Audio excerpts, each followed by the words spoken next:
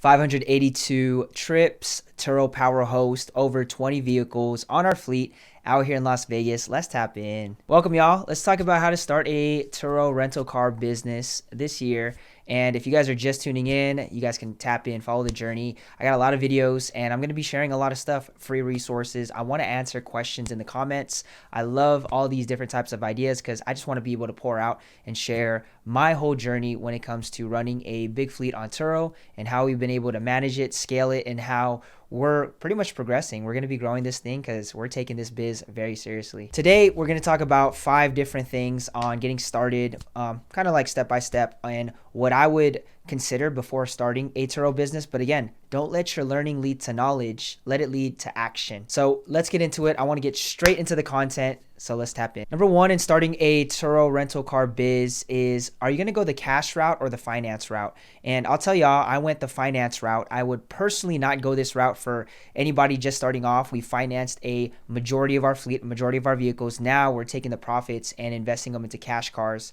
And it's, been a journey. I'll actually be breaking down in future videos, expenses and pretty much how much we're profiting, different vehicles. So tap in, be sure to check that out. But I would go the cash route, okay? Especially if you're just starting and if you want to just get this as a side hustle, make a little bit more profit, save up, and then get another cash car. That's the route I'd go. If you already have a vehicle that you're possibly financing and it's kind of sitting a majority of the week, you're not really using it, maybe you work from home, then it's another great way to be able to put onto the platform. But then, I think about it, as long as you're not attached to the car, if you're not attached to the vehicle, because dings come, little accidents happen here and there, and we've got it with a lot of our vehicles. So you just don't want to be emotionally attached to any car that you're going to be putting onto the platform. I would never let anyone rent my RC Lexus. That's just me personally. But every other vehicle I'm cool with. But who knows? I was thinking about doing it because it'd make a lot of profit per month and definitely pay the note and everything. But it's kind of been up in the air.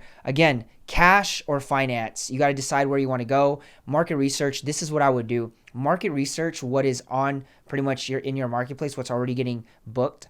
And I'd go more for the economy versus the luxury. Okay, I go for economy cars over luxury cars. You go pretty much the safe route. I'm all about just taking calculated risk, and we did. But long term, you want to be able to just cover yourself. You don't want too much stress. I'd start with a cash car and go the economy route. So decide cash car or finance. Some people are saying, should I lease it? I know leasing companies now that are allowing you to lease it. They're actually allowing Turo to go on. I know those new programs are launching as Turo's getting more popular. Car renting and car sharing service are starting to get popular. But either way, I personally haven't gone through that route. That's another reason why I don't really recommend it. I'm not saying it's a good or bad thing. I'd say stick to cash, finance. I'd go the cash route, start saving money, get your first cash car, and start rolling on it, get onto the platform. Number 2 is you need to be available for check-ins, checkouts. Now, I know there's people that do contactless drop-offs. Be available for check-ins and checkouts when you first start off. Why? You want to be able to learn the ins and outs. You want to be able to build up your account, build trust with your current guest, right? And you really want to just build rapport. I mean, some people, they've gotten to the point where they've been able to, like I said, contactless. They never see any of their guests, and that's fine if that's how you want to kind of run this biz. We want to scale it to another level, so we're building this for the long term, and that's why we always connect with all our guests, whether it's me or one of the few people that are running with us. There's about 4 of us total that are doing check-ins, checkouts, or know how to during the day. So it's been a blessing to be able to touch base with every single contact, because we're already at the area anyways, at our drop-off location. We're working there at the office. We're all working at the office anyways. So it's super convenient when people just come in and we're just there, exchange with them while we're still working and they say, hey, we're here. So check-ins, checkouts, it really is about availability. You have to be available. And here's a note. You do not want to do check-ins or checkouts at your home. Okay, I would not do that. Do it around the block. Do it down by the park. Definitely do it somewhere where it's public. But also, you would never want somebody, especially a guest, because there can be some weirdos that come in like every 1 out of 100, and you don't want anyone to know where you live. And especially if things take place where like, hey, they damaged something and they're not trying to take the blame. We've had that happen several times. We're actually in the middle of one right now. So by the end of it, obviously, you don't want anyone to come at you or you sleep at your house. You just don't want any of that. So availability during the check-in, check-out process, understand it's simple to do it. It's super simple on the app. It's like easy 1, 2, 3, right, on how to get it done. It's pretty much being available. And then also knowing that you shouldn't be doing your drop-offs, you're at your actual physical home, your address. Do it around the corner. Okay, just do it anywhere else so no one knows where you live, especially your guests. It's just for privacy and safety concerns. That's what I would do. Anyways, make sure you're available. Eventually, you can start automating this, get a lock where people could just hit it. I know Teslas, you can unlock it from anywhere, but just know you're going to have to be available, especially during the checkouts or check-ins. And if they have questions while they're retrieving it, sometimes you have to be a little bit flexible. So availability is definitely key, and having that flexibility, maybe there's somebody that's available, that's a friend, that's a backup. If you're doing remote check-ins, checkouts, at least somebody can be there if there's any hiccups or things that the guest has questions on. So just know flexibility and being available. Number 3, and this is what continues to get us a ton of bookings consistently. Okay, I know we've only been on the platform from 9 months from when we're shooting this video, but customer service has allowed us to continue to get multiple bookings over and over and over again. What's great is we're making a lot of money from the people that are coming back to us because they don't care if it's an extra $5 or $10 more later. They care about, obviously, the connection, the relationship. They want to make sure that it's people they trust and people that are in direct communication. So customer service is really big. A lot of people are coming back to us because of our customer service. Customer service is probably one of the most important things in just any company. I've been in the customer service space for almost a decade, almost in every company I've worked with. So I understand the importance of it. And especially me as a customer for any company, I continue to come back because of the customer service. So know that if you're going to build this long term, think about customer service, communication. You might be at your job and your lunch is not till 3 hours later and they texted you. It's okay.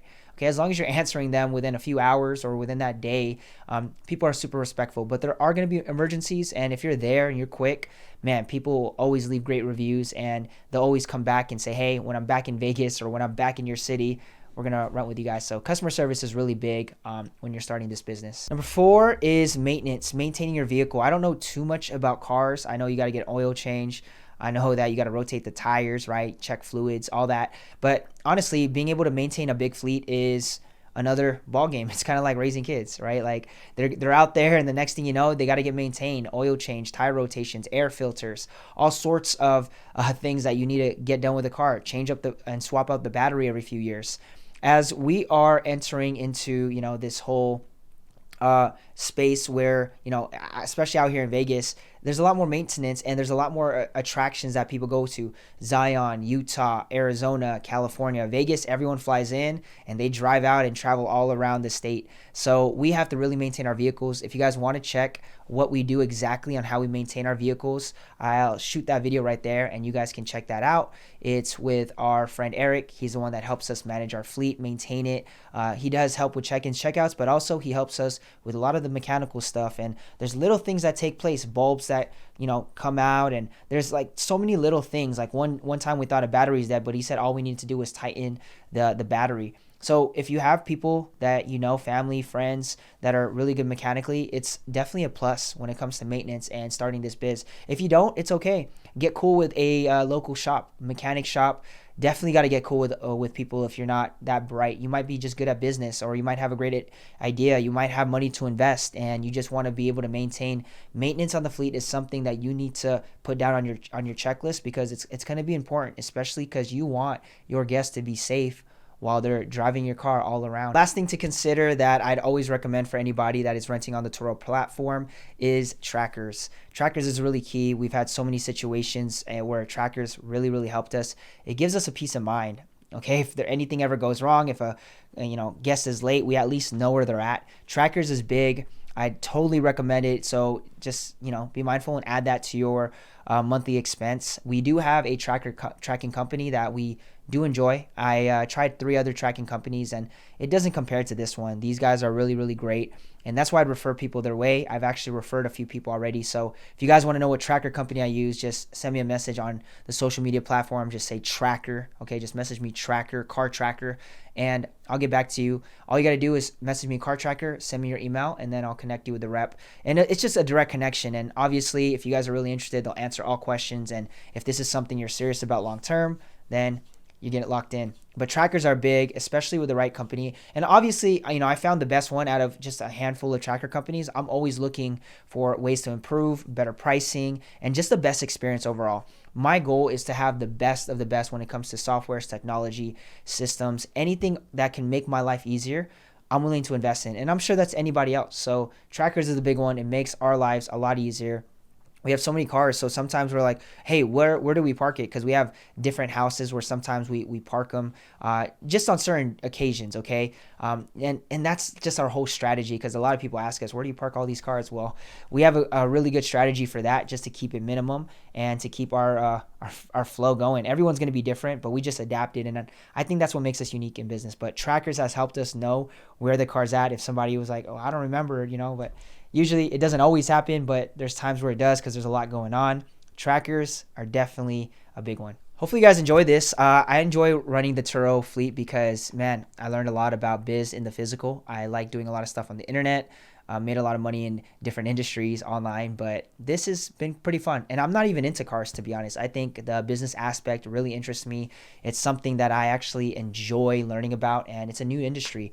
I've always been like that. So if you guys are like, hey, I'm looking for a side hustle, I want to learn something new, our brain is always good. It's always good when we're learning something new. Cool. So if you guys want to learn how to increase your bookings, your listings, I got a video I just launched on pretty much the best hacks from a Turo host and how a power host, and how we've been able to pretty much increase our bookings and listings. So check out those. It's super, super great video I put together. Check that out. If you guys enjoyed, tap in. Any questions, drop them below. Y'all have a blessed week. Take care. Bye-bye.